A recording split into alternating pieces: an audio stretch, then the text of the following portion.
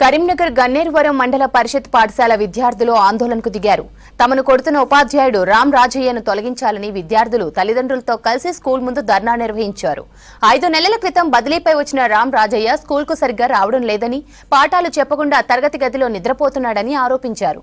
Teacher Ram Rajaiah తమను బెదిరిస్తున్నాడని తెలిపారు పాఠశాల సిబ్బంది.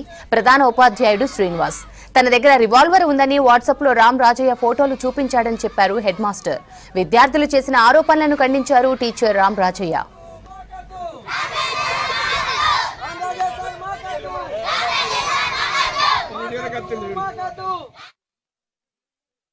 ఒక పాఠశాలలో ఉన్నటువంటి సమస్యలను ఉన్నతాధికారుల దృష్టికి ప్రశ్నించి వాళ్ళ దృష్టికి తీసుకుపోతే ఈ రకంగా నన్ను ఊరు నుంచి పాఠశాల నుంచి వెళ్ళగొట్టడానికి మా హెచ్ఎం అండ్ స్టాఫ్లో కొంతమంది చాలా వాళ్లకు సహకరిస్తూ వీళ్ళ పాఠశాల వాతావరణంలో చాలా బీభత్సం సృష్టించారు.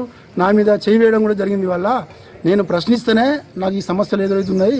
పిల్లలకు అందించేటువంటి నాణ్యమైనటువంటి పౌష్టికమైనటువంటి ఆహారం వారానికి 3 రోజులు గుడ్లు అందించాల్సిందే.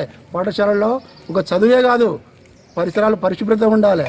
ఇవాళ తీవ్ర బానుడి ప్రతాపం విపరీతంగా పెరిగిపోతుంది. ఇవాళ నీటి సమస్య ఉంది. పిల్లలకు పౌష్టికమైనటువంటి ఆహారం ఉండాలి. కేవలం అధికారులు ఒక చదువులు మాత్రమే చూసి బయటికి వెళ్ళిపోతున్నారు.